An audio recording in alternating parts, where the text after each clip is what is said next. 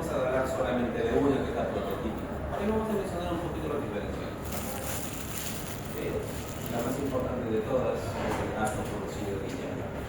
Entonces, tiene algo interesante en parte porque a inicios del siglo XX la principal causa de parálisis en el mundo era la poliomielitis.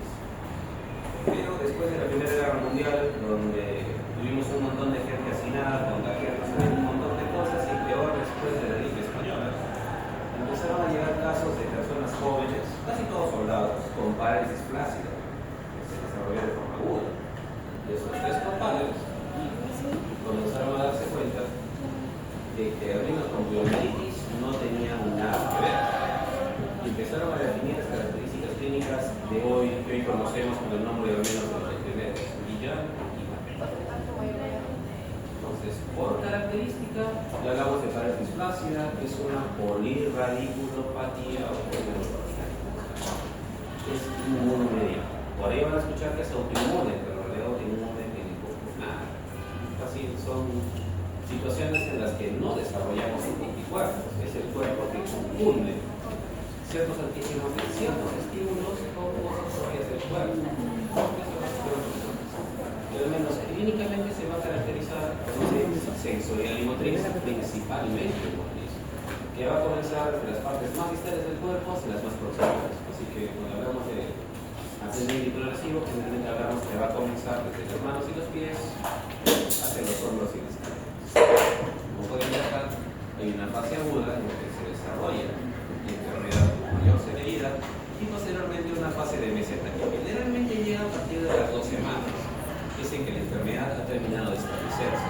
El detalle es que, bien pueden ver en este gráfico, si bien es cierto la enfermedad es monofásica, no todo el mundo se recupera al 100%, y es incluso al lapso de los años. Idealmente debería ser así, de las formas más leves, prácticamente recuperan la basal, pero vamos a ver que en buena parte de los casos no ocurre esto, y tiene una serie de consecuencias bastante importantes. La primera de todas es la discapacidad. De antemano les vamos adelantando que la gente que sobrevive a Guillain-Barré tiende a recuperar la capacidad de caminar sin asistencia a partir de los 6 meses o un año. Así que de antemano, si por ahí cuando vean algún paciente de estos, no le digan que en una semana lo está jugando fútbol, porque eso no va a pasar. Y por otro lado, el mismo hecho de pasar por toda una experiencia traumática en el hospital, enfrentar el miedo a la discapacidad permanente y el hecho de tener que afrontar una rehabilitación que puede demorar años, el paciente desarrolla diferentes series de complejos, desde la depresión y la ansiedad hasta fatiga permanente, niebla mental, etc. Lo que, como pueden ver, dificulta ciertas esferas de la vida y a cualquier persona nos sacaría de quicio. Hablamos de una discapacidad quizás no total, pero parcial.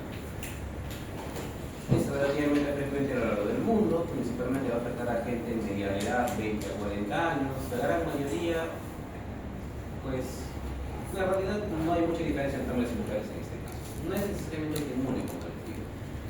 Hay un porcentaje pequeño de pacientes, 3 a 10%, que pueden llegar a morir, y esto va a ser por disautonomía, arritmias fatales principalmente, y paro cardiorrespiratorio. Y al menos un 20% de pacientes van a tener invalidez permanente. Así que nuevamente Guillain-Barré no es lo que aparece y desaparece. Y de hecho, aunque hemos visto que es monofásica, hay un porcentaje también, casi un 5% de ellos, que pueden recidivar 1 o 2 veces más a lo largo de la vida. Así que mucho cuidado con la información que también se le da al paciente. Y bueno, vamos a ver que la incidencia cambia según las estaciones, porque la mayoría de desencadenantes que sean asociados son infecciosos.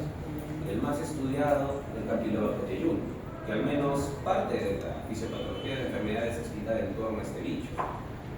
Porque algunos lipopolisacáridos de la cadena del Campylobacter son muy parecidos a algunos antióxidos de cerebrósidos del cuerpo, que característicamente están presentes en la vaina de mielina y que el cuerpo va a confundir con materia extraña. Así que de antemano no son autoanticuerpos que el cuerpo produce, son anticuerpos normales que van a estar mal dirigidos a la vez de una confusión en un cerebro mínimamente regular. De alguna manera podemos explicarlo como que los antígenos de estos bichos pueden confundir al cuerpo debido a la similitud molecular con cosas propias de nuestro cuerpo. muy diferente a producir linfocitos que son autorreactivos y que van a motivar una serie de respuestas autoinmunes contra antígenos propios. Aquí no hay pérdida de tolerancia. Esencialmente podríamos decir una confusión del cuerpo. Muy diferente. Ahora, al menos en nuestro país, la incidencia varió bastante, tiene varios picos en realidad en relación a brotes de Campylobacter. Y van a ver que es más frecuente en la costa, casualmente, bueno, valles costeros, selva baja, y también valles andinos, donde tenemos un montón de mosquitos. Y al menos aquí tuvimos una epidemiológica pobrecita. Y en Brasil nos dieron varios casos de Guillain-Barré, también de Campylobacter, hemos tenido brotes hasta el 2017, y un poco ha cambiado. Y para África subsahariana y la India, la hepatitis E es un factor alto asociado. Tenemos otra serie de factores también asociados, no muy importantes, pero tal vez la gente utiliza como excusa para no vacunarse. Consideren que sí, el Guillain-Barré puede producirse después de colocarse la vacuna, principalmente contra la influenza. Pero esto va a ocurrir en 1 de cada 1.000.000 de personas. Podría ocurrir, ni siquiera va. Así que de antemano, consideren que no necesariamente es una excusa para no. Trauma severo, extrañamente también puede desencadenar un problema, una polirradiculopatía sin Guillain-Barré. La cirugía abdominal y ortopédica también está asociada. Motivos se desconocen. Son nuevamente factores asociados, no hay una causalidad identificada. Y hay algunas neoplasias que también han podido identificarse el síndrome de Guillain-Barré presuntamente como problema para neoplasia. Pero en realidad no sabemos si quizás haya sido expuesto a un agente infeccioso y ha coincidido con la enfermedad. Realmente estas asociaciones por su baja frecuencia no son del todo aseverables, ¿no? Un poquito de la vacuna contra la influenza sí se ha comprobado, pero el resto queda de duda. Y la gente que usa terapia contra el ciclo celular, principalmente melanomas, también produce un síndrome muy parecido, no necesariamente un Guillain-Barré, pero suele tener. Lamentablemente en nuestro país no suma mucho a la epidemiología mundial, de hecho no está representado en la epidemiología general. Sin embargo, tenemos una data algo importante al menos respecto del reporte del MINSA. Como pueden ver, el mapa de calor según de los recomendados. Costa, principalmente Bolivia, valles andinos. Y esto, pues, como pueden ver, no falta mucho a lo que se reporta en el resto del mundo. Si bien es cierto que lo más frecuente son las infecciones respiratorias en el resto del mundo, para nuestro país, que entre comillas está en vías de desarrollo, aunque estas se conquistan, las infecciones gastrointestinales suelen ser lo más prevalente. Y segundo, principalmente Campylobacter y demás. La progresión suele ser ascendente, o sea, la progresión de la enfermedad suele presentarse de manera típica o convencional en la mayoría de casos de nuestro país. El problema es que de la mayoría de estas polidropatías que estamos mencionando no han sido diagnosticadas apropiadamente. A eso se refiere con el interés. Se han quedado como diagnóstico posible, no se ha confirmado, o por algún motivo la codificación ha sido errónea. Así que nuestra estadística, al menos a nivel de país, tampoco se considera como algo realmente certero. Por eso no suma respecto todavía. Sin embargo, hay gente que se animó a hacer algo un poquito más preciso y demostrar lo que habíamos comenzado. Nuestra prevalencia sumó de 0,62 a 0,92 en los años 2016 y 2017. El motivo, tuvimos un brote de Campylobacter, tuvimos un brote de Zika, y al día de hoy sigue habiendo brote de dengue. De hecho, hemos tenido otro pico de pacientes con Guillain-Barré después del verano pasado, precisamente por la ola de dengue que pasó en el país, principalmente en Piura, Lambayeque, Lima. No ha sido rápido. ¿Qué ocurre aquí? Lo que hemos comentado, mímica molecular. Hay ciertos segmentos de nuestros amilócitos y cerebrócidos que se parecen mucho a los lipolisacáridos de Campylobacter principalmente. Esto quiere decir que nuestros linfocitos van a ubicar anticuerpos que idealmente deberían atacar a Campylobacter, pero que eventualmente por la similitud molecular van a acabar fijándose en las vainas de mielina o en los axones, cerca de diferentes proteínas que forman parte de la sinapsis. ¿Qué es lo que va a ocurrir? Vamos a ir perdiendo progresivamente las estructuras nodales y paranodales, lo que puede desvestir el axón o eventualmente también inflamar el axón. Y esto que va a llevar a la destrucción de la fibra nerviosa. Por ende, vamos a tener pérdidas o alteraciones de la sensibilidad con la motricidad. Ahora, hay ciertos gangliósidos, como el P1B, que es algo más frecuente en los pares craneales y en el bulbo raquídeo, por lo cual hay algunas variantes de Guillain-Barré que pueden llegar a comprometer el control del diafragma, pueden llegar a comprometer el control de la laringe, de la deglución y de otros pares craneales. Naturalmente, tan peor como suena, sí son los que se asocian más a resonancia. Entonces, antiguamente nos fijábamos mucho en la clasificación neurofisiológica, pero para el día de hoy, en vistas de que la fisiología molecular es relativamente común en ambos campos, ya no es tan relevante como lo fue alguna vez. Lo primero que se ha visto que ocurre es que el complemento se fija a las inmunoglobulinas que están atacando a la vaina de mielina. Lo que quiere decir que hay un depósito de proteínas, que son estas líneas negras, y la edematización de las vainas de mielina, que están en el microscopio electrónico. Y en el caso de la variante axonal, va a haber ruptura de los nodos. ¿Qué va a haber después? Infiltración de linfocitos, macrófagos que van a perpetuar el daño. Es por eso que esto tiende a producirse en un lapso de 2 a 4 semanas. Síntomas clásicos: parálisis flácida, más hiporreflexia en prácticamente la totalidad de pacientes.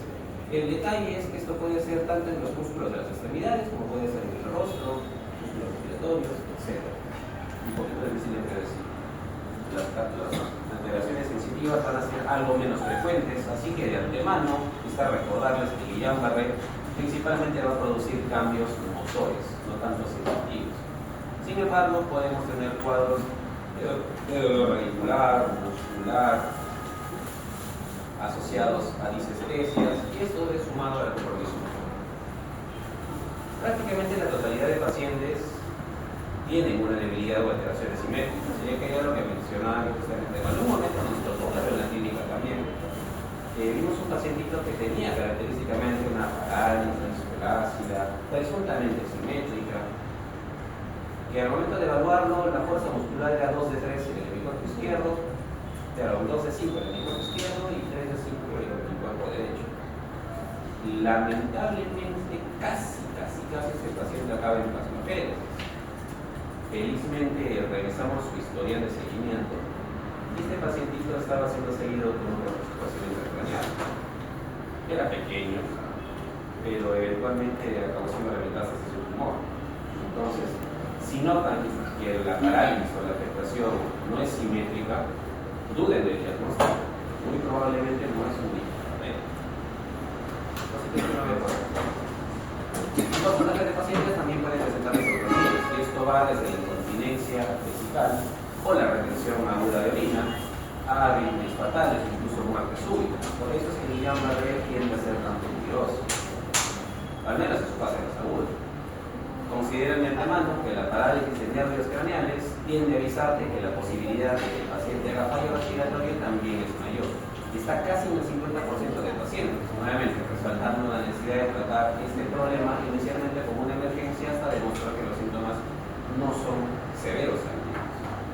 Puede haber parálisis de debilidad vulvar, pero con ese compromiso el nervio craneal muere, tiene ese compromiso de la dilución, de oxígeno, etcétera, en un porcentaje pequeño de pacientes, pero que casi siempre va a condicionar la necesidad de ventilación mecánica. Tenemos diferentes fenotipos, y si bien es cierto que el más clásico es la variante sensoriomotriz, que como hemos visto, variabilidad muscular, asimétrica, disfagia, avanzada, también tenemos variantes motoras puras, y generalmente se asocian a ciertos antígenos que se consideran de riesgo. El detalle es que esto también puede llegar a afectar al diafragma, al menos al peso del paciente. Así que consideren que las variantes motoras puras también conllevan un riesgo de posible parada respiratoria. Variantes paraparéticas, bastante más raras, que en la selva de nuestro país se han asociado o confundido, mejor dicho, con infección por HTLV. Variantes faringo-cérvico-braquial, principalmente las extremidades superiores, faringe, principalmente las terminos de disfagia. Parálisis facial bilateral, presentación bastante menos frecuente. Variante sensorial pura, sumamente extraña. Así que de antemano, si la presentación es netamente sensitiva, un poquito difícil que sea Guillain-Barré, hay que observarlo en realidad bastante. Y el Miller dice que en nuestro país sí alcanza más o menos un 25-30%. Es importante señalarlo porque suele producir parálisis en áreas craneales, principalmente los oculomotores, o parálisis facial bilateral. Puede haber taquicardia, parálisis facial central bilateral, perdón, periférica bilateral, y se asocian a la llave de anticuerpos anti-G1B. Entonces, básicamente por la epidemiología nos sirve detectarlo. Realmente no es un cuadro de mal pronóstico, pero puede presentarse superpuesto a un Guillain-Barré puro. En estas circunstancias, quizás sí podría empeorar un poco el diagnóstico del paciente. Adicionalmente puede presentar temblores o ataxia, que hay una entidad que más bien corresponde a las encefalitis autoinmune, pero que les gusta meterlas en el campo del Guillain-Barré precisamente por la prevalencia de los anticuerpos dirigidos contra esos antígenos, que es la encefalitis de Vickers o encefalitis ataxia. Entonces, no le mencionaba, pero es una clasificación que lleva ya bastante tiempo, quizás ya desfasada. Muy bien, el diagnóstico principalmente es clínico, pero si por ahí tenemos que confirmarlo de otra manera, por algún caso dudoso, por ejemplo, en una variante sensible pura, pues la función lumbar nos puede ayudar un poquito. El detalle es que estos exámenes auxiliares suelen dar positividad, al menos con algo más de sensibilidad, pasando a la semana o la segunda semana de evolución. Así que al solicitarlos al ingreso del paciente, salvo que tenga una evolución comprobada de más de una semana, no nos ayuda tanto. Entonces, la función lumbar, al menos en la mitad de los casos, puede dar a lo que se llama disociación albulocitológica, es decir, que la hiperproteinorragia con conteo celular normal. Considere nuevamente que mientras más tiempo de evolución tenga el paciente, más posible es encontrar este caso. Y si lo encontramos, la especificidad es bastante alta. Así que si a un motivo seguro encontramos disociación albulocitológica, confirma. Serología solamente nos interesa en nuestro medio encontrar anticuerpos anti-G1, G1B, precisamente para completar el diagnóstico de deficiencia o y acá. Muy importante, la gran mayoría de estos van a ser seronegativos y hay un montón de antígenos a los cuales pueden estar apuntados los anticuerpos. Realmente no son del todo relevantes, son de interés académico, más que nada, al menos para nuestro medio no tiene mayor relevancia. Respecto a la electromiografía, van a haber hallazgos comunes a todas las polineuropatías, que son la distribución de la velocidad y la amplitud de la conducción nerviosa, que eventualmente, dependiendo del grado de deterioro de los nervios, puede llegar incluso al bloqueo de conducción completa, lo cual generalmente cuando lo encontramos nos va avisando de que el paciente cuenta con un pronóstico algo más sombrío del usual. Considerar también que la electromiografía va a tener una sensibilidad y especificidad algo más alta a partir de las 2 primeras semanas. Así que muchos de estos pacientes al ingreso presentan una función lumbar normal o una electromiografía también normal. A partir de la electromiografía es que se clasificaba antiguamente en variante desmineralizante, que era la más común, la variante axonal, que a nivel de Sudamérica roza por ahí también la misma frecuencia, variantes mixtas y hasta un 30% de ellas no clasificadas. Conociendo cómo es la fisiopatología de la enfermedad desde el punto de vista molecular al momento, esto ha perdido un poquito de interés, pero al menos para clasificaciones con miras a fenotipificarlo, para estudios, parte de la investigación, pues algo de relevancia todavía podría tener en realidad. Al momento ya no es tanto como alguna vez lo fue. Este es un cuadro un poquito más antiguo del año 2015, donde todavía importaba mucho la clasificación de los pacientes en torno a las variaciones de electromiografía. Pero como hemos visto, muchos de ellos realmente no son clasificables, otros tantos van a ser normales, y a estas alturas lo que más nos importa es la detección de ciertos antígenos o autoanticuerpos de relevancia clínica. Banderas rojas, toda la enfermedad lo tiene de antemano. Si el paciente ingresa de frente con paro respiratorio, un poquito difícil que sea solamente Guillain-Barré, muy probablemente hay otra situación, hasta incluso quizás sospechar un problema vascular. Problemas sensitivos severos en debilidad muscular, casi definitivamente no es Guillain-Barré. Menos del 1% son sensoriales puros. Disfunción vesical-intestinal al ingreso, las disautonomías graves al ingreso del paciente no son tan usuales. Pueden pasar, pero regularmente nos haría dudar si es que acaso no hay un compromiso regular por otra cosa. Quizás incluso una meningitis, un sí vale la pena hacer el diagnóstico diferencial. Si hay fiebre, definitivamente no es Guillain-Barré. Pero ahí alguien me dirá, doctor, pero no me dice qué pasa después de infecciones. Sí, pero ocurre más o menos con un lapso de tiempo de unas 6 semanas, 6 a 8 semanas.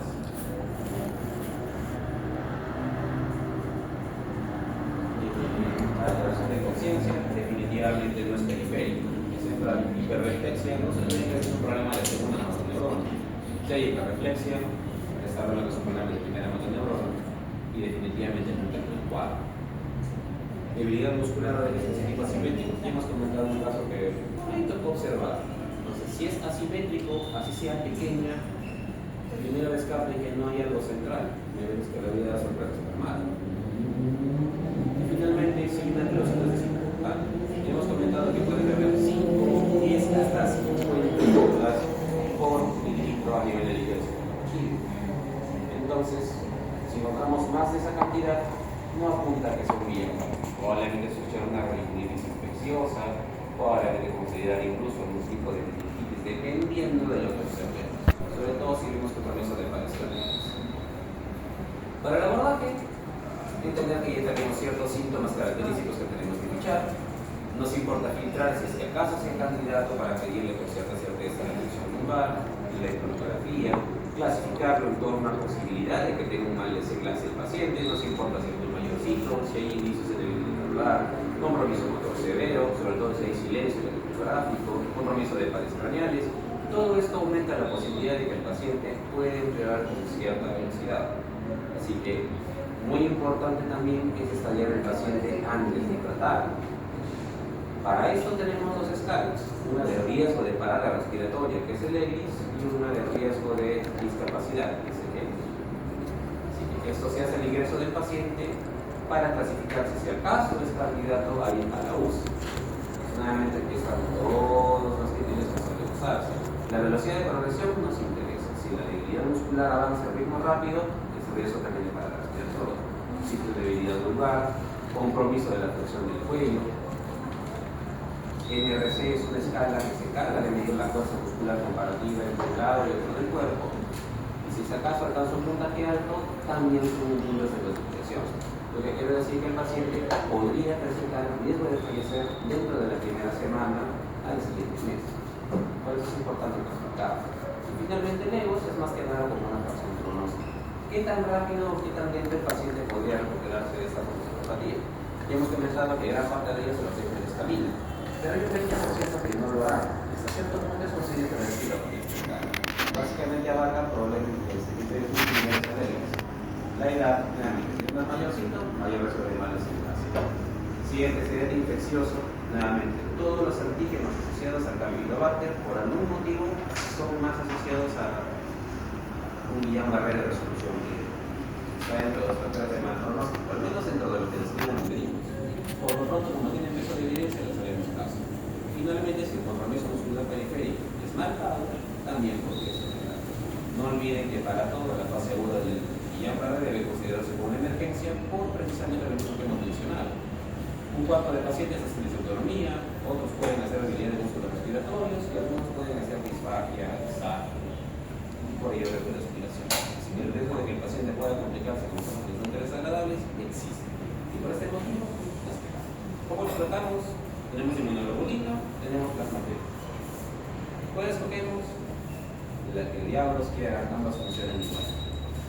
Tienen prácticamente el mismo grado de efectividad comprobada, ninguno ha demostrado superioridad por encima de la otra, pero la plasmaféresis tiene dos contratiempos. Una, requiere colocar una presa venosa central. La verdad es que no todo el mundo está de acuerdo en que le coloquen en el cuello por riesgo de que le clave un pulmón. Y en segundo lugar, el intercambio plasmático se asocia a hipotensión, arritmias y algunos trastornos cerebroeléctricos como el Alzheimer.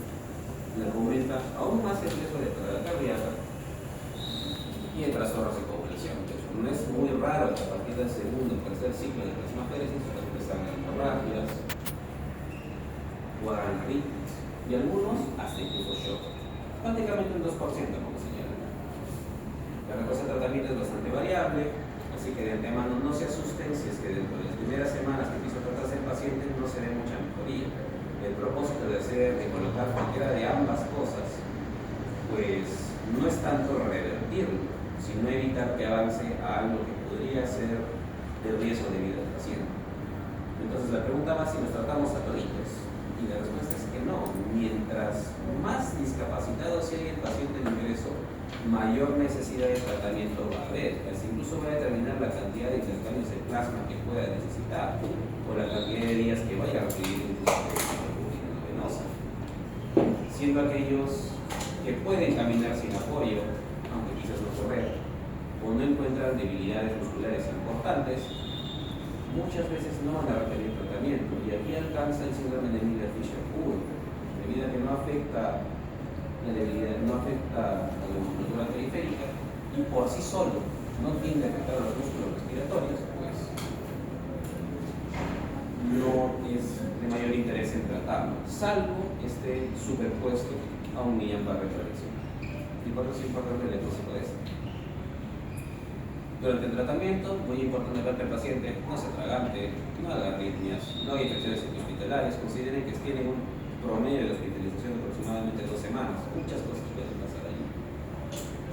Dolor residual, delirio, depresión, retención urinaria, complicaciones que pueden presentarse y que tenemos que estar atentos a tratar. Finalmente, al menos, algo menos de la mitad de los pacientes no van a mostrar mucha mejoría clínica después del tratamiento. Y esto no indica que el paciente esté yendo mal, precisamente. El pronóstico se ve en el lapso de varios meses. Claro, el desarrollo de los síntomas se ve en el lapso de varios meses. Hasta un 6 a 10% pueden fluctuar. O sea, en el curso de tratamiento pueden empeorar, mejorar, empeorar, mejorar, empeorar, mejorar. Finalmente, no es normal que este cuadro recidive, como hemos dicho, es una enfermedad muy fácil. Pero el 5% de aquellos que presentan al menos 3 recidivas suelen indicarle que no es un Guillain-Barré, es un cuadro algo más grave, CIDP, una enfermedad de mielinización crónica, generalmente asociada a tumores, generalmente. Así que mucho ojo allí. No es común que recidiven, y si recidivan hay que considerar otros diagnósticos alternativos. Mortalidad, ya hemos comentado todo que se mueren, y considerar que también el desarrollo final, la resolución del Guillain-Barré va a ser lenta.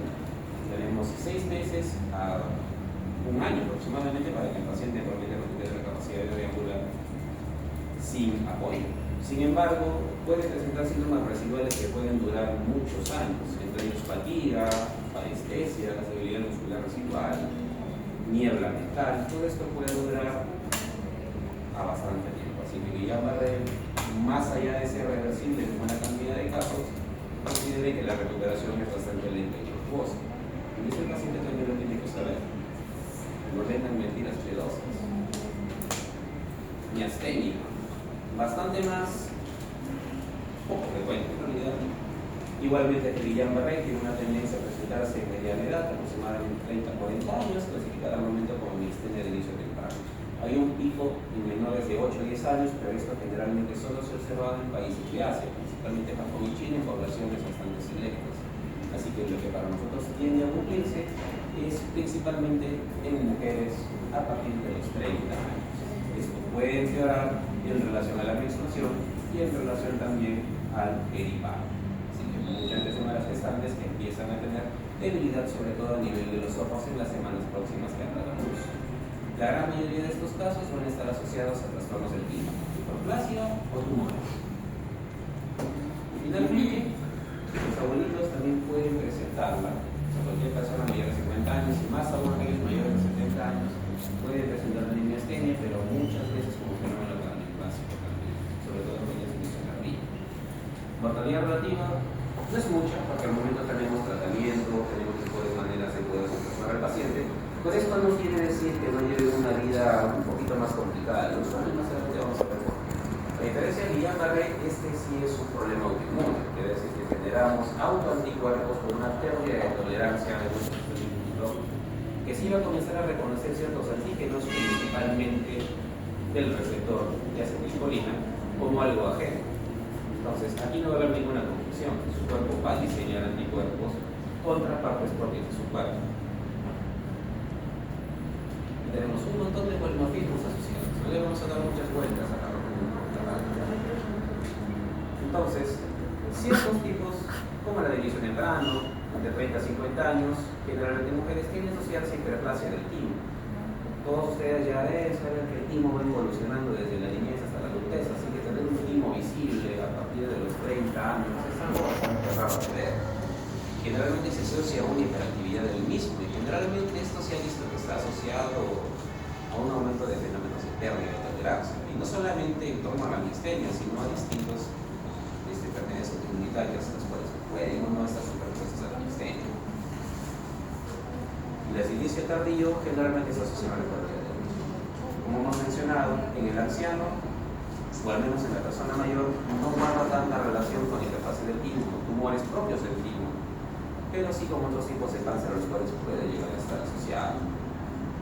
De todas las asociaciones, probablemente la más peligrosa siempre va a ser el timo, pero como hemos visto, se encuentra dentro, al menos, de la determinación temprana, y ahí es donde más énfasis tenemos que hacer a la hora de detectar.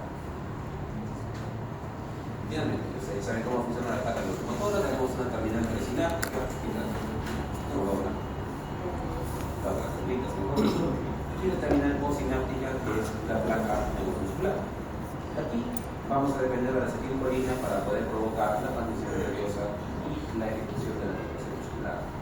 Y aquí tenemos a dos protagonistas principalmente: a la proteína tirosina del músculo y al receptor de acetilcolina, por su receptor con sus respectivas proteínas. ¿Qué va a ocurrir? Luego va a producir autoanticuerpos o contra el receptor de acetilcolina o contra esta proteína tirosina. Adicionalmente, podemos producir autoanticuerpos contra proteínas propias del músculo, pero como vamos a ver más adelante, eso es algo más raro, pero más asociado a tumores avanzados. De antemano, estos son los tres blancos principales, al menos en lo que se ha podido describir hasta el momento. El más importante característica es la acetilcolina, la tirosina muscular, y una parte de este receptor está ligado a la fracción lipoídica de la tirosina quinasa y su ligando que está venir. La función de esto es mantener estable la placa neuromotora, mantener agregados los receptores de acetilcolina para que la transmisión del impulso nervioso sea efectiva. Entonces, hemos hablado un poquito de la tolerancia inmunológica, y es que el timo es el centro principal de la inmunología. Ahora, acá tenemos una serie de mecanismos para evitar que nuestro cuerpo se devore a sí mismo. Y es que cada vez que nosotros producimos tanto células anormales o mutadas, que eventualmente van a llegar a ser células cancerígenas, a las cuales nos van a indicar que hagan una psicosis, obviamente que formen tumores en el normal, igualmente también tendemos a producir células autorreactivas con cierta regularidad, pero el cuerpo evita que salgan a la sangre, y aún si salen a la sangre no hay maneras de detenerlas.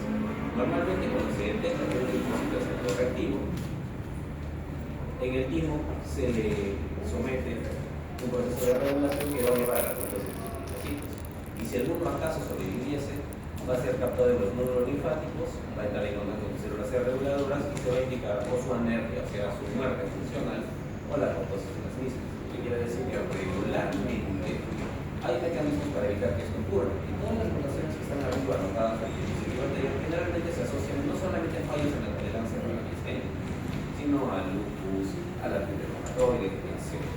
Entonces, una vez que se fijan los autoanticuerpos a estas proteínas, van a pasar dos cosas: o se interfiere por completo en su función, o se bloquea la unión de ligando, en cuyo caso va a evitar que funcione adecuadamente. Y como no funciona y haya proteínas anormalmente ligadas a estas, el cuerpo las va a internalizar y las va a desaparecer. Sin embargo, el mecanismo principal que se ha visto asociado de la mixtemia no es tanto el internalización de receptores, sino el ataque directo vía complemento de la terminal postsináptica. Se van a fijar inmunoglobulinas principalmente del tipo G1 y G3, que tienen tendencia a llegar complemento al menos por la vía clásica, y van a formarse completamente la membrana y van a destruir absolutamente toda la placa muscular. Eso quiere decir que progresivamente va a haber una debilidad más marcada. Y si no hay placa muscular, no hay transmisión de impulso nervioso en los músculos. ¿Cuándo debemos sospecharla? Debilidad muscular inexplicable y fluctuante. Principalmente ¿dónde? Músculos extraoculares, pacientes que presentan visión borrosa, tos parpadeal, diplopía, debilidad orofacial, se cansan al masticar, o al momento de sonreír no pueden mantener la sonrisa. Vamos a ver pacientes que el mismo hecho de, si observamos un poco, uno de los músculos que más movemos involuntariamente es el involuntariamente también es el elevador del párpado. Así que es uno de los músculos que más rápidamente se van a fatigar si tenemos un defecto en la placa muscular. Es justamente lo que pasa con esos pacientes, tienen una mirada y unos ojitos soñadores bien interesantes.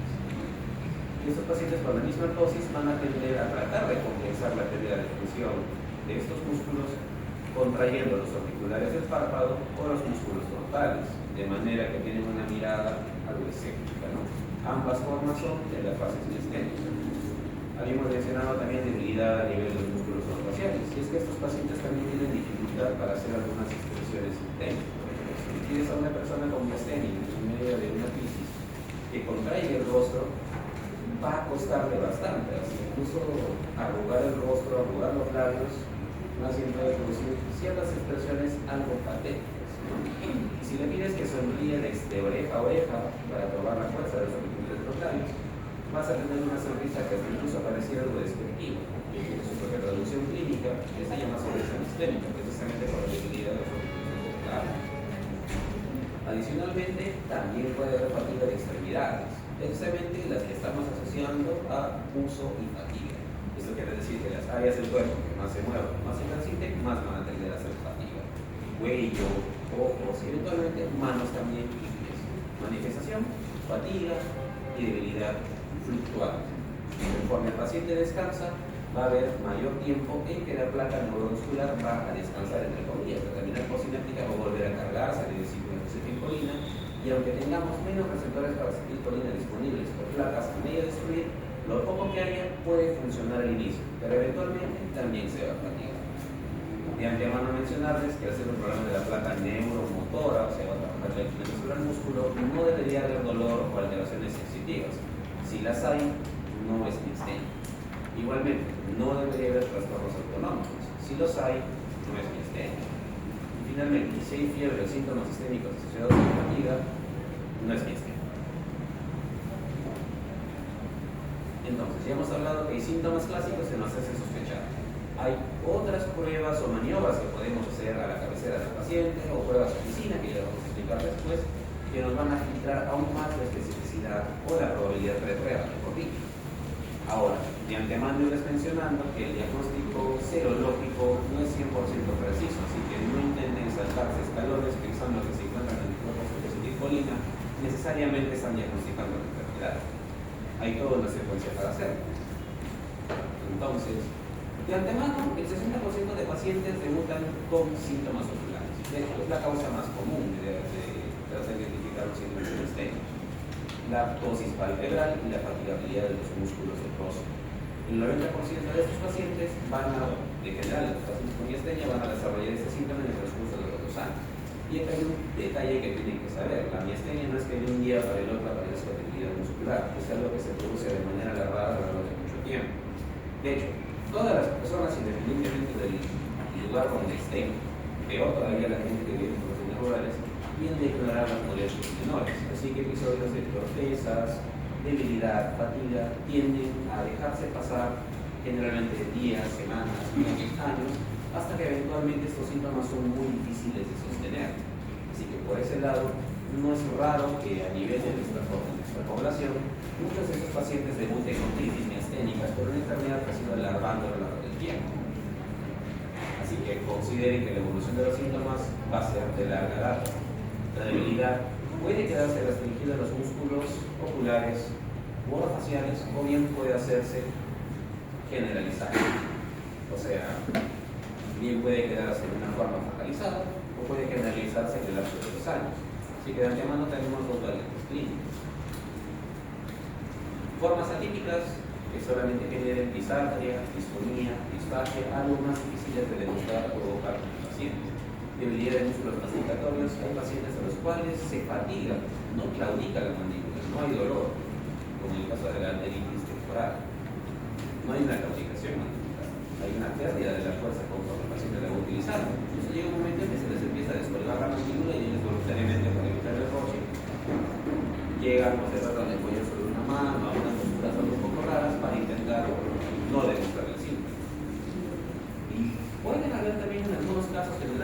ancianos, debilidad de músculos masticatorios, como ya hemos mencionado, caída de la mandíbula o debilidad de los extensores del cuello. Así que un poquito sospechar si de pronto algún abuelito que tienen en casa de pronto tiene dificultades para levantar el cuello, se cansa cuando practica mucho rato o tiene dificultad para masticar, se empieza con la comida. Formas atípicas generalmente son cero negativas, o sea, al menos no reactivas a anticuerpos contra receptores de insulina, pero hay muchos otros receptores, incluidos que hemos mencionado, ¿no? La tirosinasa del músculo estriado.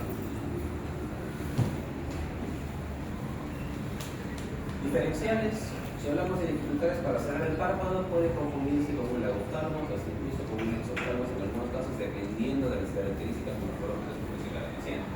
Así que mucho cuidado con confundirlo con la oftalmopatía de los pacientes con psicosis, principalmente la enfermedad de Graves, que es una fisiopatología completamente distinta. En el tema de la oftalmopatía de Graves puede ser dolorosa. Así que para comenzar, nuevamente, si hay dolor, no es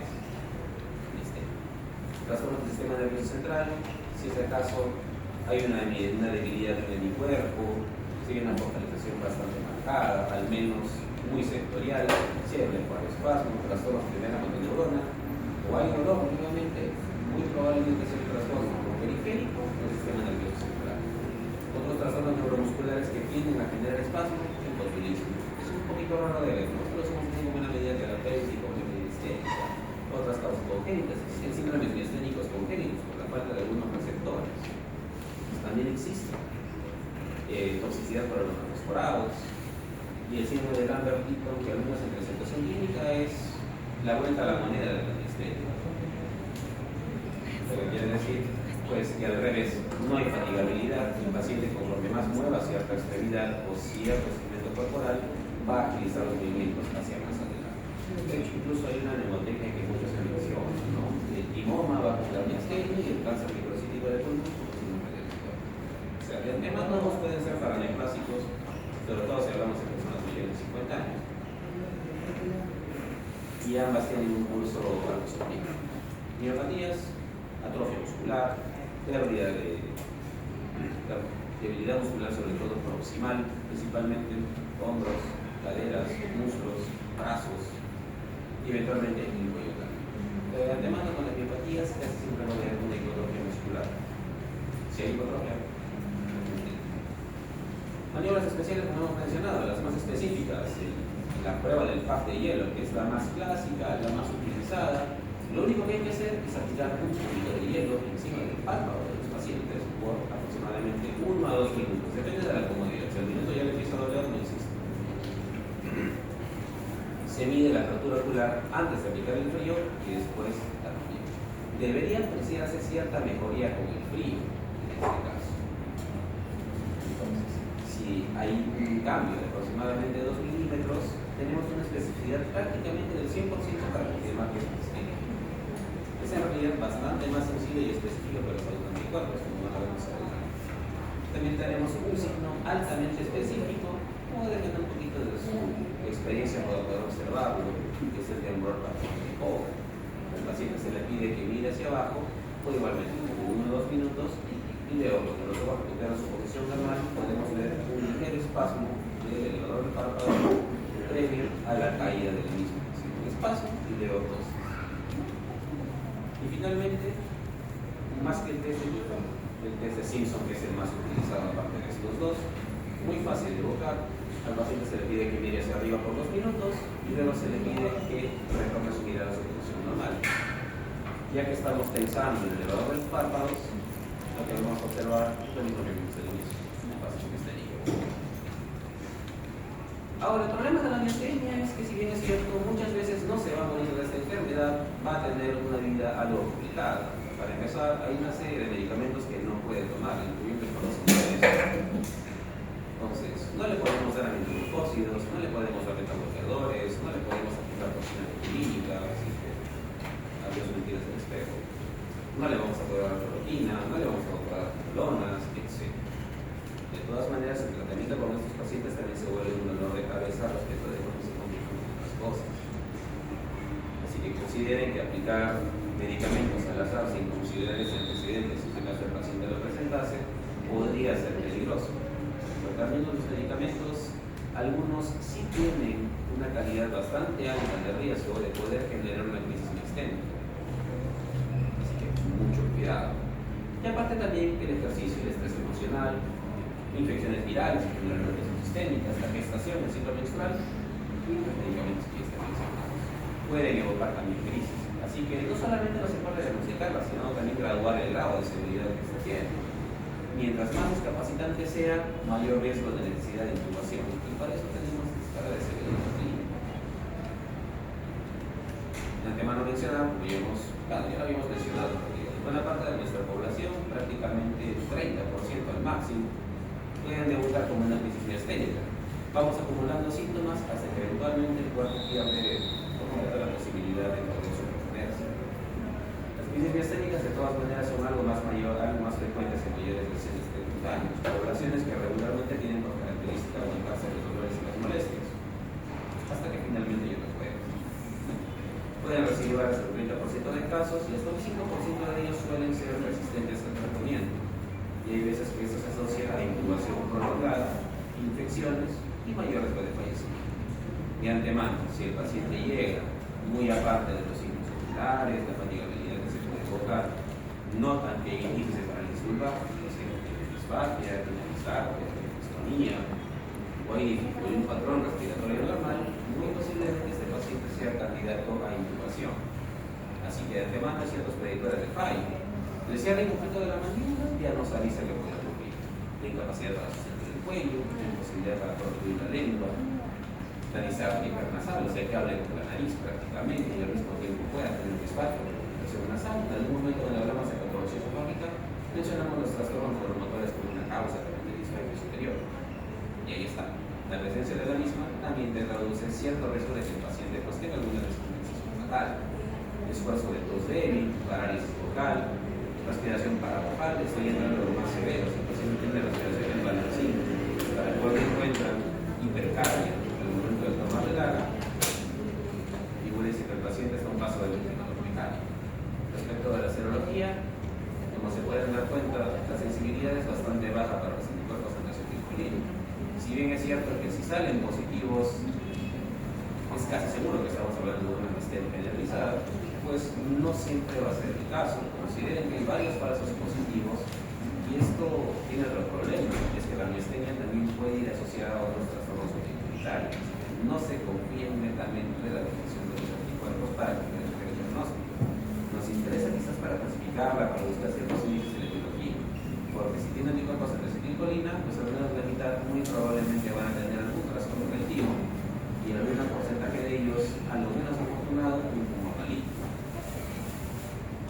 De la mitad de estos pacientes que son seronegativos suelen tener otros marcadores como los antígenos y la defunción esteada, que generalmente tienen otro tipo de curso de enfermedad, se asocian más a debilidad orofacial y debilidad vulvar, y en última instancia también puede asociarse a otros fenotipos como la debilidad o los antígenos que hemos mencionado que pueden afectarse. Hay otros más adicionales, algo menos representativos en nuestro medio, pero de antemano nos sirven más que nada para clasificar algunos casos más severos o de mayor riesgo, o también por interés académico. Pero de antemano, para confirmar el diagnóstico, realmente no es tan necesario. Bueno, otros antígenos también pueden estar implicados, hay anticuerpos antimúsculo estriado, anticoagulina, antiarginina, antimosina, antialfatina, que si están presentes aumentan aún más la posibilidad de que estemos hablando de un maligno. Respecto de la electrofisiología, a diferencia del Guillain-Barré, o sea, de las polineuropatías inflamatorias característicamente, no hay cambios en la conducción nerviosa, pero sí vamos a observar otro tipo de fenómenos, sobre todo a la prueba de estimulación repetitiva de baja frecuencia, que lo que vamos a intentar hacer es administrar estímulos eléctricos al músculo directamente buscando fatigar en lugar de hacer las maniobras. Entonces, esto puede dar, si es que está presente, un signo bastante específico, que es que a partir de la cuarta quinta estimulación va a haber una caída de la velocidad y la amplitud de la conducción nerviosa. Eso para comenzar. Y en segundo lugar, si es que aplicamos una prueba de confirmación, si podemos decirlo así, algo más sensible y igual de específica, que es electromiografía de fibración, o sea, una simple agujita en un grupo muscular, pues generalmente en el frontal, etcétera, como mencionado que es un poquito más específico para la parte facial, pues hay un fenómeno que se llama fenómeno de temblor. Y es que la transmisión normal hacia la placa neuromotora debería ser así con cada estimulación que tengamos, una transmisión constante, continua, uniforme, pero que al momento de hablar de la miastenia a partir del cuarto o quinto estímulo, pues va a empezar a ser más errático, más variable, menos amplio, hasta eventualmente ceder hacia el silencio electromagnético. O también, si hablamos de la hoja simple, el fenómeno de temblor trata de que eventualmente nosotros deberíamos poder evocar esta respuesta a partir del mundo cristiano. Igualmente, uniforme, ordenada, de acuerdo al estímulo que registramos. Pero eventualmente, conforme logramos fatigar la fibra muscular, vamos a ver que estos impulsos, la transmisión se vuelve igualmente errática. Y este es el famoso temblor miasténico, o fenómeno chico, que lo que provoca son oscilaciones bajas asociadas mismo con la fatiga muscular y con el paciente destemplado. Y eso prácticamente también confirma el diagnóstico. Es bastante más sencillo y específico que aplicar anticuerpos. Netamente, solamente es para diferenciar algunos síndromes en particular, sea por interés académico o con intención a tratar. Sin embargo, la gran mayoría de trastornos miasténicos tienden a reaccionar muy bien en parte de tratamiento sintomático con la administración de nicotinamida o medicamentos. Y adicionalmente, para tratar la parte de la autoinmunidad, van a ser prometidos la terapia inmunosupresora, principalmente con el uso de esteroides. Si el paciente está estable, no está en una crisis miasténica, podemos administrarlos por un horario como parte del tratamiento y poco a poco reducir a la dosis más baja posible de esteroides, usando medicamentos que quizás puedan aumentar la tolerancia al mismo y evitar el uso abusivo de los corticoides, como la cicloprina, la mofetina, eso que muchos usamos en este momento. Como pueden ver, para ambos fenotipos esencialmente usamos lo mismo, menos como terapia básica. Sin embargo, si a pesar de todo no funciona o no logramos disminuir la dosis más baja de corticoides, tendremos que usar terapia biológica. Ese es el esquema al menos actual que tenemos acá y todavía vigente en el país. Pero en el resto del mundo ya hay mejores opciones. Y ya sabemos que el complemento destruye la placa neuromuscular, pues tenemos anticuerpos contra el complemento, como el eculizumab, el ranibizumab y pues sí. Esto ya tiene pruebas de uso, bastante efectividad, en Europa, Estados Unidos, lamentablemente pues aquí no hay. Así que por nuestra parte recurrimos a la vieja confiable, rituximab para. Así que ese es más o menos el algoritmo de tratamiento. Comienza el tratamiento sintomático y si el paciente tiene hiperplasia típica, recurrimos a quimectomía. Si es que acaso el paciente reacciona bien, lo dejamos allí. Pero si no, iniciamos terapia inmunosupresora y vamos escalando progresivamente, dependiendo, claro, del caso del paciente y del fenómeno que tenga. Finalmente, si contásemos los medicamentos ideales, quizás podríamos llegar a usar los anticuerpos monoclonales como una. Bueno, eventualmente van a ser la primera opción terapéutica, pero al momento son un segundo o tercer escalón. Y algún día quizás contaremos en el milagro de contar con terapia CAR-T o de edición genética de los linfocitos, pues para tratar a estos pacientes. Algunos entonces vamos a entrar al camino, así que no falta todavía. ya falta la mitad. ¿Qué culpa tengo yo que me toquen enseñar de los temas más pequeños? Lo más largo. Bueno, estos son trastornos crónicos, sensibilizantes pero centrales. No son como las polineuropatías civiles al Guillain-Barré, son enfermedades sensibilizantes centrales y se van a caracterizar sobre todo por síntomas de focalización erráticos. O sea, un día vas a tener paresia de la mano izquierda, otro día vas a tener algo en la planta del pie, otro día vas a tener dolor en el cuello, otro día vas a dejar de ver con un ojo y así progresivamente. Lo cual va avisando que este diagnóstico de estas enfermedades, algo parecido a la miastenia, no se va a dar al primer contacto. Son años y años y años de pruebas de seguimiento para completar el diagnóstico. Respecto a la esclerosis múltiple, pues es un cuadro que principalmente va a afectar, entre comillas, a razas puras.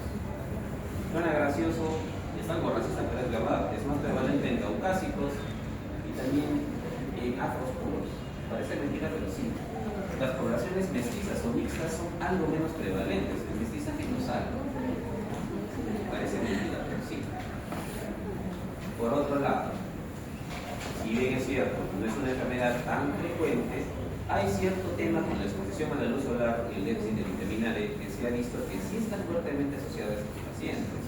Como todo trastorno autoinmune, es algo más frecuente en mujeres, casi 1.5 3 veces más, y es más frecuente en adultos jóvenes. Hay casos bastante señalados en pacientes menores de 10 años, 18 años, incluso menores de 10 años que han debutado con la enfermedad. Así que esto no respeta mucho la edad ni el sexo de nadie. Tabaquismo, infección por Epstein-Barr, déficit de vitamina D y la obesidad adolescente se han visto asociados al desarrollo de la enfermedad. Nuevamente, son factores asociados, no son universales, pero de antemano, si un paciente con caso reunir al menos un par de estos, quizás sí deberíamos colocarlos en esta lista negra. Hasta el café y el alcohol han intentado asociar, pero como pueden ver, realmente como toda enfermedad autoinmune, hay polimorfismos que fallan, aumentando la pérdida de tolerancia. Consideren que esto va a ser algo más común en agregados familiares, así que si un papá, alguna mamá, algún abuelo o abuela han tenido, usted ha tenido esclerosis múltiple, hay cierta posibilidad de que la descendencia también lo tenga. Por esto tenemos que 20-30% de genes monocigóticos se llegan a presentar. Ahora, tenemos un detalle con los caucásicos, sobre todo, y es que si hablamos de países como Dinamarca, Suecia, Finlandia, las estaciones frías o de falta de luz solar son bastante prolongadas porque están más cerca del polo norte. Entonces, característicamente tienen estaciones que están más privadas del sol. Y por ende tienen una cierta déficit de vitamina D. Y aquí también es un tema, porque el invierno mínimo prácticamente nos priva de estar en contacto con la luz solar. En invierno nosotros estamos encerrados casi todo el día, sin contacto con la luz solar. Quizás también concentramos ese tema, la prevalencia de vitamina D en el cuerpo es relativamente alta, sobre todo en niños. Pero bueno, como factor aislado no nos dice mucho. Ahora, ¿cómo funciona esto? De alguna manera u otra producimos autoanticuerpos. ¿Contra qué? Exactamente todavía no se sabe. Pero sabemos que ataca a la vaina de mielina de las neuronas centrales, apuntando principalmente a los poliuretos. Van a comenzar a infiltrarse, autoanticuerpos, van a atravesar la barrera neurocefálica por el mismo fenómeno inflamatorio, va a verse rota, va a haber paso de más factores inflamatorios, citoquinas, etc. Y eventualmente se va a comenzar a infiltrar todas las zonas perivasculares de linfocitos y macrófagos. Y esto eventualmente se va a caracterizar por ciertas lesiones que vamos a ver más adelante en la resonancia, que son lesiones perivasculares. Entonces van a comenzar a afectar diferentes vías celulares, principalmente la TH17 y la TH1, que van a ir destruyendo los oligodendrocitos. El problema es que, si bien es cierto, los oligodendrocitos, como toda la neurología, pueden reproducirse más rápido que las neuronas, el problema es que se ha visto que la reparación de las vainas de mielina no es igual de rápida. En otras palabras, no recuperan el orden que una vez tuvieron. Por ende, la mayoría de sepsis o caries adquiridos nunca se van a recuperar. Avanzando un poco más. Tenemos citotóxico, falta de energía, producto de la producción sanatoria que todos sabemos que tienen los nervios se pierde. El mito trabaja con un cable pelado, requiere más energía para hacer las señales, las neuronas se fatigan, las secreciones citotóxicas empiezan a morir poco a poco. Entonces, estas son las lesiones que se comienzan a ver. Placas desmielitizantes que al menos a nivel de la anatomía patológica, como pueden ver, son partes de sustancia que ha perdido la mielina, o sea, se van a cargar blanquillo. Y eso se traduce igual en la resonancia. En la tomografía no se ve aquí, pero en la resonancia sí. Lo mismo que se ve acá, se va a ver acá. Esencialmente es eso, como huecos en medio de los nervios que están mielinizados y de la sustancia blanca y se van a perder. Tiene muchísimo tiempo de haber sido encontrada esta enfermedad y al menos algo tenemos que tomar en cuenta al observar ciertos médicos. Estos pacientes presentaron síntomas erráticos, temblores, visión borrosa, lisaca, debilidad muscular, al punto que intentan machacar una triada. Que al día de hoy realmente no tiene tanta validez, pero al menos con algo de peso para tratar de entender cómo rayos se aproximan a esta enfermedad tan rara. Presencia de síntomas como nistagmus, conviviendo con temblor, ataxia, disartria, un poquito difícil de asociar. Y esto fue evolucionando con el lapso del tiempo. fuimos agregando diferentes temas, pero una cosa que tenemos que considerar es que, si se dan cuenta, podemos tener episodios aislados, pero por sí solos no nos dicen mucho. Tiene que haber lesiones que afecten a más de un territorio cerebral, independientemente de donde estén, o de la médula espinal, o de los nervios ópticos, y que esto se va a ver en el lapso de meses. En otras palabras, una crisis aislada no te diagnostica la esclerosis múltiple. Si tenemos un paciente con una focalización aguda, esto no es lo primero que vamos a pensar. Si consideramos un paciente joven que empieza con síntomas focales que van apareciendo de la nada, progresando, empeorando, algo nos querría hacer pensar.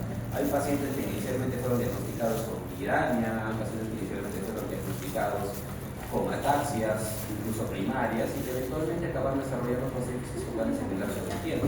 Pacientes que desarrollaron alexia, agrasia de la nada, y eventualmente acaban desarrollando sintomas. Son lamentablemente muy rápidos. Entonces, entendamos que vamos a necesitar diseminación en tiempo y espacio como un criterio principal, es decir, que no va a bastar con una sola lesión utilizando.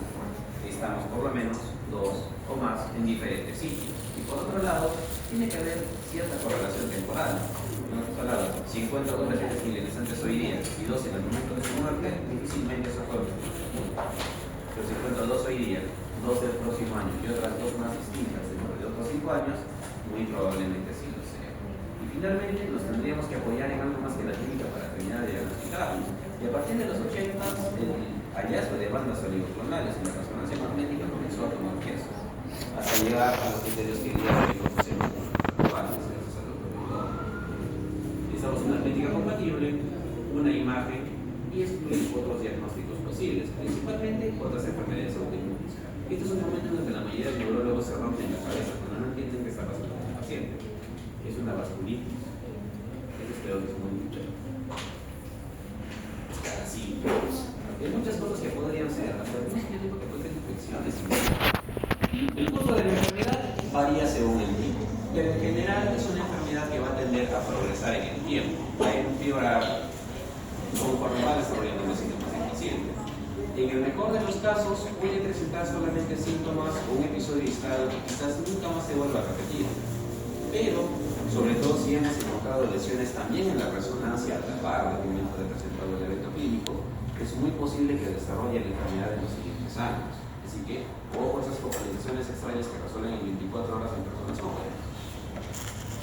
Por otro lado, la forma más común de la enfermedad intermitente recurrente regularmente van a tener diferentes crisis, la enfermedad va a ir progresando poco a poco, la recuperación de cada episodio focal va a ser lenta, pero casi el paciente puede llegar a recuperar su estado basal. Sin embargo, siempre va a quedar por lo menos una secuela, que dependiendo del daño puede ser o no limitante.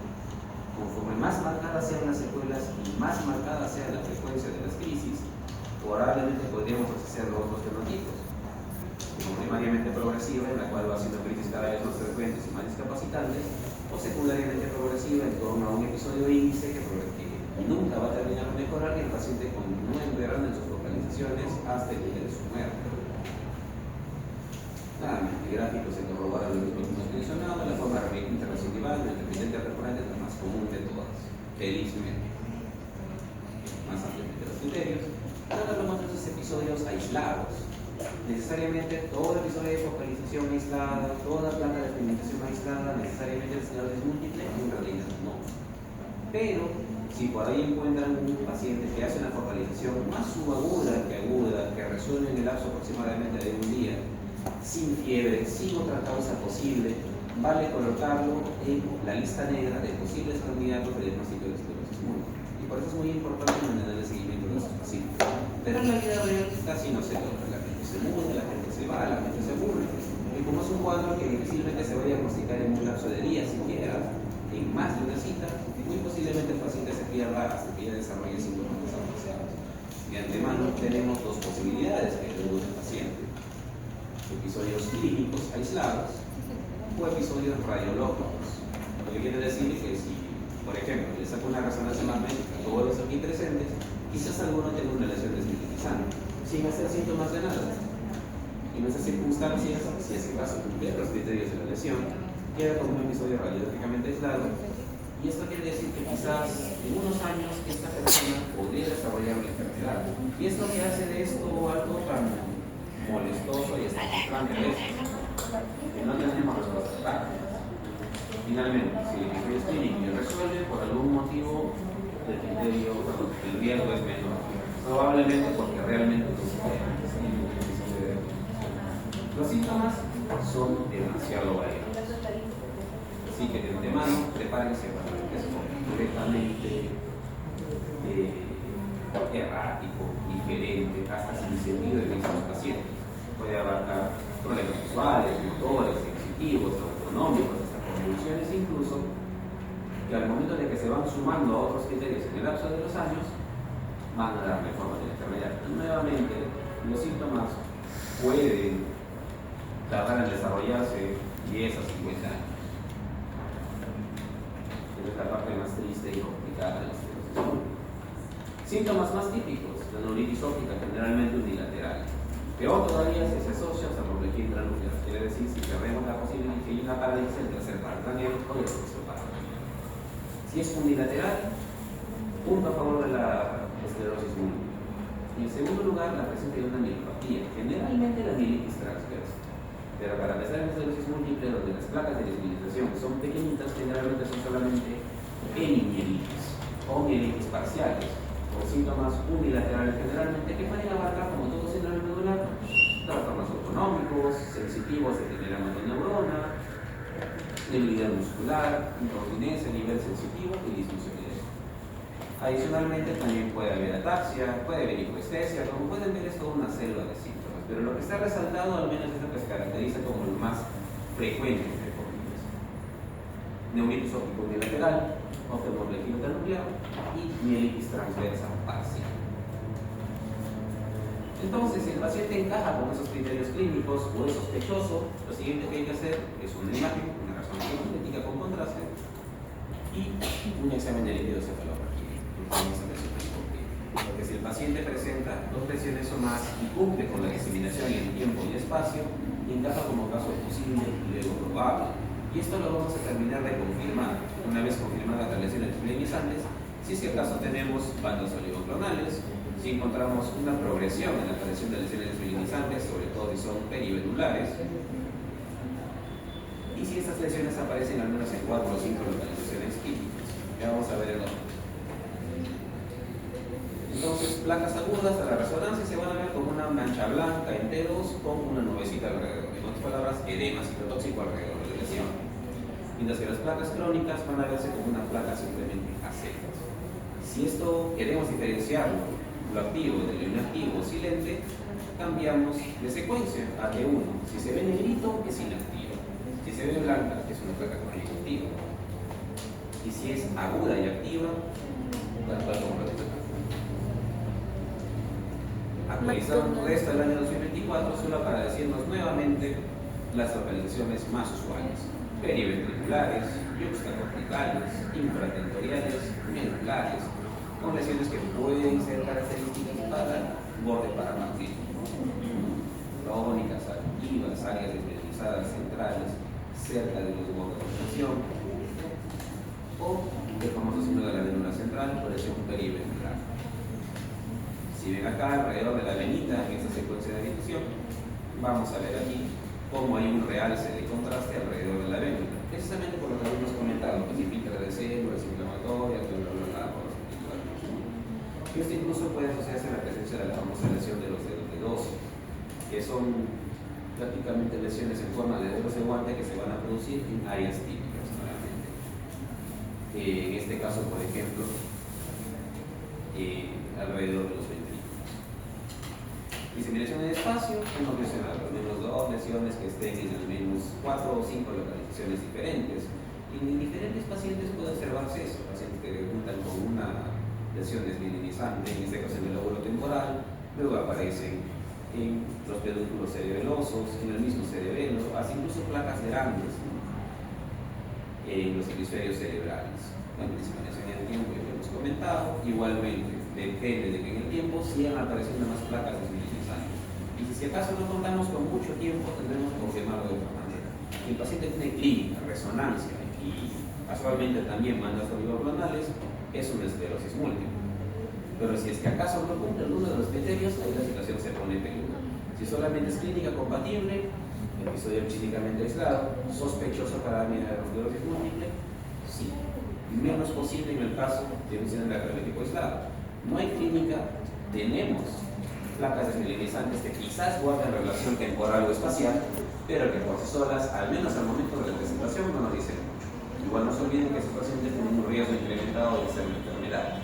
Mucho ojo al resto de marcadores autoinmunes, porque también hay overlaps con la esclerosis múltiple, sobre todo grupos con mielitis transversa, por si acaso. No es tan común, pero está. Las bandas oligoclonales es justamente el corrido electroforético que se hace entre el suero y el líquido cefalorraquídeo, donde vamos a ver que si tenemos una inflamación que está localizada netamente dentro del cerebro, pues a nivel del plasma no vamos a encontrar las bandas, pero el líquido cefalorraquídeo sí. Y esto tiene una sensibilidad muy variable, pero una especificidad bastante aceptable. Lo que vamos a encontrar, bandas oligoclonales de inmunoglobulina G. Patrones 2 y 3 son los más específicos. Y esto prácticamente completa el diagnóstico si se parece. Si el caso hubiera algo dudoso. Lamentablemente, sensibilidad variable, puede como no puede aparecer, y al menos acá en el país es un examen que suele costar entre 800 y 1000 soles, así que no es que todo el mundo lo pueda pagar. Y no está en el monitoreo del sistema y tampoco lo está.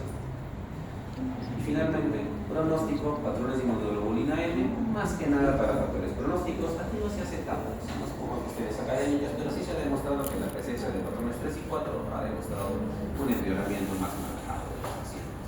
Si queremos ser más específicos, hay un cociente de cadenas ligeras kappa que es aún más específico que los patrones oligoclonales. Pero nuevamente no se hace. Diferenciales principalmente en la neuromelitis óptica, ya lo vamos a ver un poquito más adelante, sobre todo si hay neuritis óptica bilateral con sin pérdida de visión completa.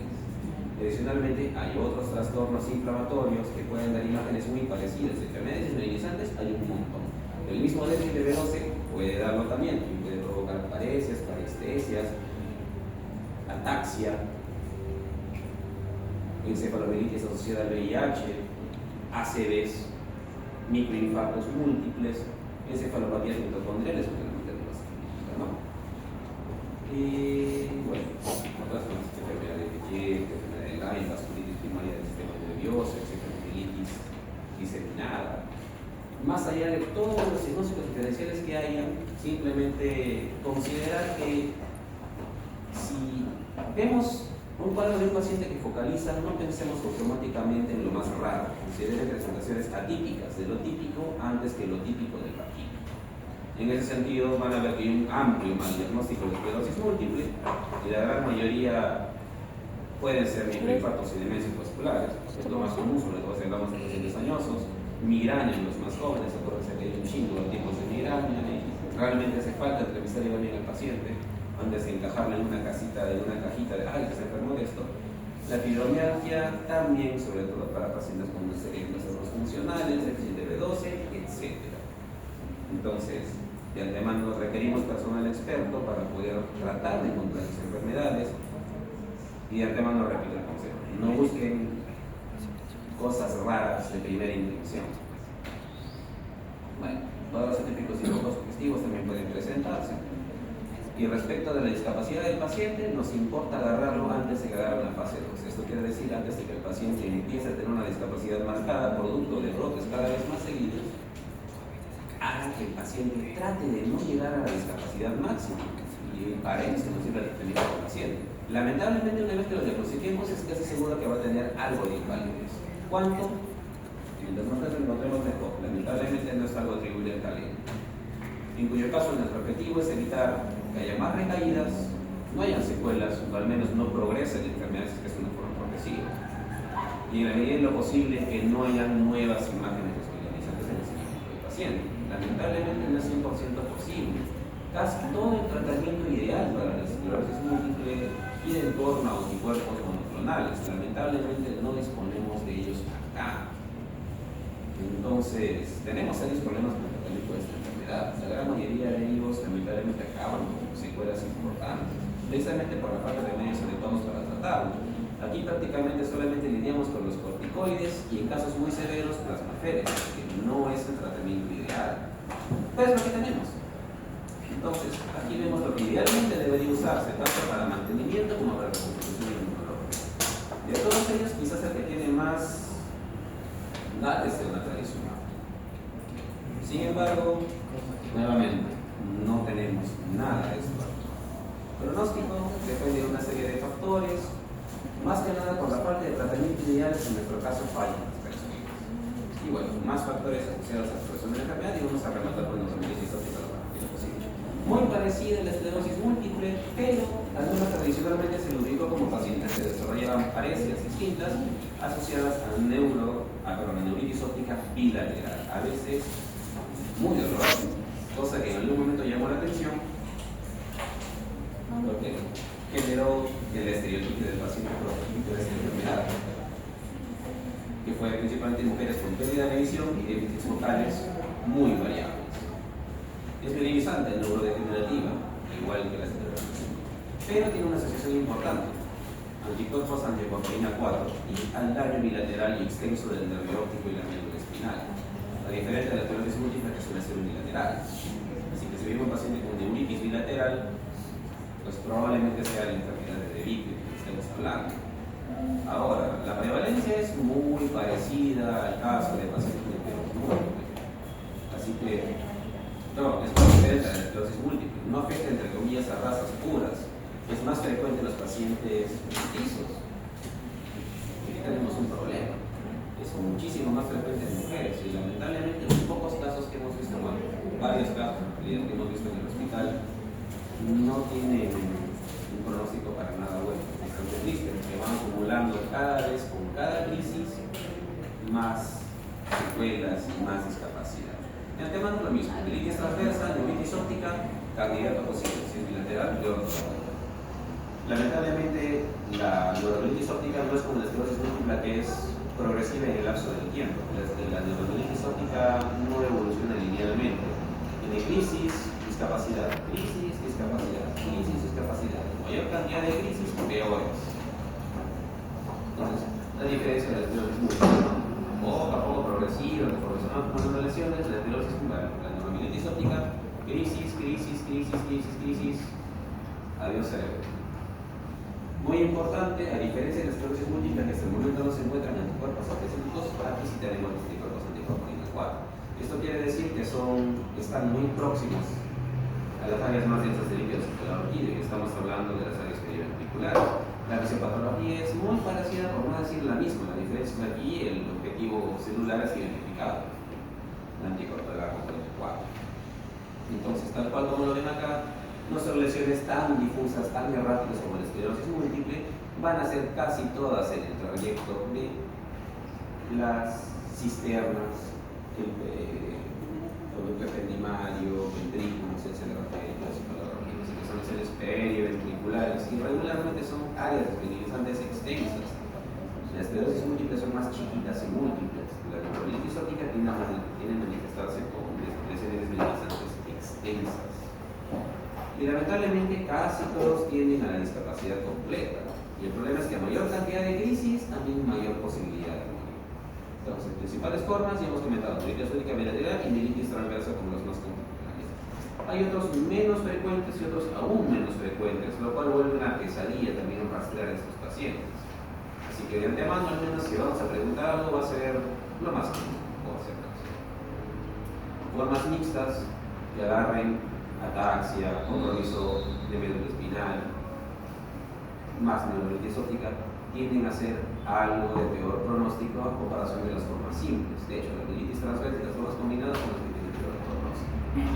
Bueno, aunque tenemos más lesiones de ejemplo, de lesiones que pueden observarse, no las vamos a detener mucho.